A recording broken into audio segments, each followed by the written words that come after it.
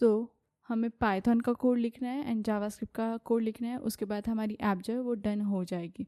हमने हमारा front end जो है वो पूरी तरह से कंप्लीट कर दिया है। तो चलिए अब हमारा जो फंक्शनलिटी है वो हम लिखते हैं जावास्क्रिप्ट एंड पाइथन। तो अब हमें इसकी जो ऐप का लॉजिक है यानी कि जावास्क्रिप्ट एंड बैकएंड जो कि पाइथन है वो उसका कोड हम लिखेंगे। तो हम जावास्क्रिप्ट इसी में ही लिखेंगे इंटरनल जावास्क्रिप्ट से, जिसके लिए मैं यहाँ पर एक स्क्रिप्ट टैग लूँगी। और इस स्क्रिप्ट टैग के अंदर हमें फर्स्टली जो काम करना होता है वो क्या होता है, एक ऐड इवेंट लिस्नर क्रिएट करना जो कि हमारे डॉम कंटेंट लोडेड को इनिशियलाइज कर देगा। Document dot add event listener जो कि है डॉम कंटेंट लोडेड। कुछ इस तरीके से हमने ये कर दिया। फर्स्टली जब हम जावास्क्रिप्ट लिखते हैं तो हम क्या करते हैं, हमारे जो भी डॉम एलिमेंट्स होते हैं वो हम सेट करते हैं, क्योंकि बाद में हमें वो यूज़ करने होते हैं। इसके लिए फर्स्टली हम जो डॉम एलिमेंट्स है वो सेट करेंगे एंड देन उसके बाद उसको लिखेंगे और फिर हम उसे यूज़ भी कर सकते हैं हमारे कोड में।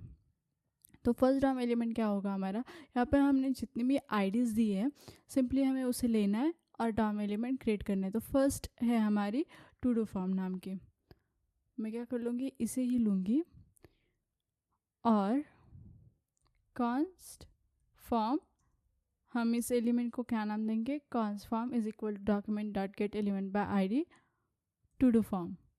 इसी के साथ साथ टू डू फॉर्म के बाद ही टू डू इनपुट था वो भी हमने ले लिया यहाँ पर, लेकिन क्या हम इसे अलग नाम दें, हम इसे देते हैं टू डू इनपुट नाम।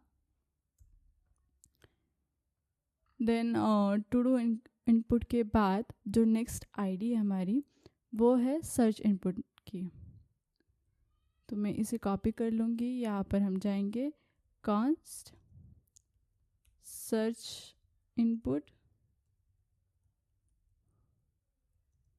Is equal to document dot get element by ID search input. उसी के साथ साथ to do list and empty list दो हमारे और आईडीज़ है, अगर आपको पता नहीं है तो ये यहाँ पर है। सर्च इनपुट के बाद लास्टली हमारे दो ही आईडीज़ रहते हैं, वो है to do list and empty list. तो हमने सारे के सारे जो भी हमारे डॉम एलिमेंट्स थे वो हमने सेट कर दिए। अब बारी है हमारी कोड लिखने की, जो भी एक्चुअल लॉजिक है हमारे ऐप का वो। फर्स्टली हम क्या करेंगे, एक इनमें मेरी एरे बनाएंगे हमारे टू डूज़ के ऑब्जेक्ट के लिए। तो यहाँ पर मैं लूँगी let to dos is equal to, ये क्या होगा, एक एरे जहाँ पर सारे के सारे जो टू डूज़ है वो सेव हो गए फर्स्टली। तो अब हमें हमारी जो एपीआई कम्युनिकेशन है वो करनी है। तो एपीआई कम्युनिकेशन करने के लिए हमें हमारे पास एपीआई एंडपॉइंट्स होने चाहिए। अब हम यहाँ पर बैकएंड यूज़ करने वाले हैं पाइथन का, तो हमें वहाँ पर हमारे जो एपीआईज है वो बनाने हैं एंड देन उसके बाद हम वही एपीआई यहाँ पर कॉल करेंगे, फेच करेंगे। तो क्यों ना हम जाए हमारे पाइथन के app.py में और यहाँ पर हम हमारा जो कोड है, ये कोड लिखने से पहले हमें क्या करना है कि दो लाइब्रेरीज जो है वो इंस्टॉल कर लेनी है। फर्स्ट है हमारी import OS। अब import OS क्या है, एक स्टैंडर्ड लाइब्रेरी है जो कि फाइल सिस्टम यूटिलिटीज़ के लिए यूज़ होती है पाइथन में। एंड देन सेकेंड है import JSON। अब ये भी एक स्टैंडर्ड लाइब्रेरी है जो कि जेसन सीरियलाइजेशन और डिसीरियलाइजेशन के लिए यूज़ होती है, जेसन फॉर्मेट के लिए। क्योंकि हम हमारे ऐप की सारी स्टोरेज इस todos.json में सेव करने वाले हैं, इसीलिए हमने ये import JSON इंपोर्ट कर लिया है। अब हमारा जो कोड है वो हम लिख सकते हैं एंड देन इसी के नीचे हम क्या करेंगे, एक वेरिएबल बनाएंगे टू डू अंडरस्कोर फाइल नाम से, जो कि होगी हमारी todos.json। अब todos.json जो फाइल है वो ये वाली फाइल है जहाँ पर हम हमारे सारे के सारे जो टू डूज़ है वो सेव करने वाले, इसलिए हमने यहाँ पर ले लिए।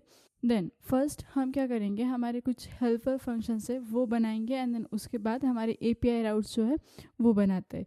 हो गया। एंड हेल्पर फंक्शंस हमें दो चाहिए, और फर्स्ट होगा रीड टू डूज़ के लिए एंड देन सेकेंड जो होगा वो होगा राइट टू डूज़ के लिए। तो फर्स्ट हम यहाँ पर जो रीड टू डूज का है वही डिफाइन कर लेते हैं। तो डिफ रीड टू डूज, और इसे हम कुछ इस तरह से इनिशियलाइज कर लेंगे और यहाँ पर हम एक स्ट्रिंग डाल देंगे जो कि क्या करेगा, यहाँ पर लिखेगा read the to dos from the JSON file. ये जो मैंने अभी लिखा है जो कि सिंपली एक स्ट्रिंग होती है पाइथन में जो कि हमारे फंक्शन के बारे में हमें बताती है। अब यहाँ पर हमने लिखा है कि if not os path dot exist to do file then return. तो ये इसका मतलब क्या है, सिंपली कि अगर हमारे पास कोई भी फाइल एग्जिस्ट नहीं करती तो सिंपली आप जो है एक रिटर्न कर दो एम्प्टी लिस्ट। और उसके बाद हम यहाँ पर एक ट्राई लगाएंगे जहाँ पर हम लिखेंगे कि with open to do file R as F return JSON dot load F. तो ये क्या कर रहा है, सिंपली हमें ओपन कर रहा है हमारी फाइल जो कि पास जेसन करेंगे into Python data structure. Try के बाद हमें एक्सेप्ट देना है, एक्सेप्ट। तो ये क्या होगा, JSON dot JSON detector error और ID error. I am sorry, ये आईडी नहीं IO एरर होता है। और यहाँ पर हम सिंपली क्या कर देंगे, रिटर्न कर देंगे एक जो एम्प्टी लिस्ट होती है उसे। और यहाँ पर भी हम क्या कर लेते हैं कि टू डूज ये एक वेरिएबल बनाने से अच्छा हम सिंपली इसे रिटर्न कर देंगे, तो हमें एक्स्ट्रा वेरिएबल बनाने की कोई ज़रूरत नहीं है। तो यहाँ पर मैंने क्या किया है, एक ट्राई, जैसे कि ट्राई कैच ब्लॉक होता है वैसे हमने यहाँ पर ट्राई एक्सेप्ट ब्लॉक यूज़ किया है। तो ये क्या करेगा, चेक करेगा कि अगर हमारी फाइल ओपन करो, उसमें जो जेसन है उसे पास करो पाइथन डेटा स्ट्रक्चर में, और एक्सेप्ट जो एरर्स होते हैं उनको हैंडल करने के लिए यूज़ करते हैं। तो यहाँ पर अगर हमारी जेसन इनवैलिड है या फिर कोई फाइल रीड नहीं हो रही है तो उसे फेल कर दो ग्रेसफुली एंड एक एम्प्टी लिस्ट जो है वो रिटर्न कर दो। ये इस फंक्शन में। यहाँ पर हम एक और हेल्पर फंक्शन बनाएंगे जो कि है राइट टू डूज नाम का। तो राइट टू डूज नाम जो एक वैल्यू लेगा टू डूज का, और यहाँ पर भी हमने जो इनिशियलाइज स्ट्रिंग होती है वो डाल दी है। और यहाँ पर भी हम ट्राई कैच एरर लगाएंगे यानी कि ट्राई एक्सेप्ट, और सेम वही करेंगे हम जो कि हमने ऊपर किया था with open to do file. और यहाँ पर हमने आर्ग्यूमेंट में आप देखिए कि हमने यहाँ पर दिया है आर यानी कि सिर्फ रीड एंड डब्ल्यू यानी कि सिर्फ राइट एज एफ जेसन डम और टू डूज एफ। और यहाँ पर हम देते हैं इंडेंट इज इक्वल टू 4। सो आप यहाँ पर सोच रहे होंगे कि यहाँ पर जेसन डॉट डम हमने लिखा है, तो जेसन डॉट डम होता क्या है। तो एक इजी लैंग्वेज में मैं आपको समझाऊँ तो पाइथन में जेसन मॉड्यूल होते हैं, जैसे डम मीन्स सीरियलाइज टू जेसन और right a file like object. तो जो भी हमारी जेसन है वो सीरियलाइज हो जाएगी और एक code file like structure, file like object जो है वो लिखाएगा। And then except IO error as e कर देंगे हम यहाँ पर, यानी कि हमने इसका एक ऑब्जेक्ट क्रिएट कर दिया और इसे हम एरर को प्रिंट कर देंगे कुछ इस तरीके से। तो हमने दो हेल्पर फंक्शंस अभी लिखे हैं, एक था रीड टू डूज के लिए एंड दूसरा था राइट टू डूज के लिए। ये हम बाद में यूज़ करने वाले हैं जब हमारे API राउट्स हम लिखेंगे। तो फर्स्ट हम यहाँ पर API राउट्स लिखते हैं। अब जो हमारा फर्स्ट API राउट होगा डॉट राउट, तो ये जो @app.route है ये हम API राउट्स डिफाइन करने के लिए यूज़ करते हैं। तो फर्स्ट जो होगा वो होगा हमारा /API/todos नाम का, और इसकी मेथड जो है वो होगी methods is equal to gate.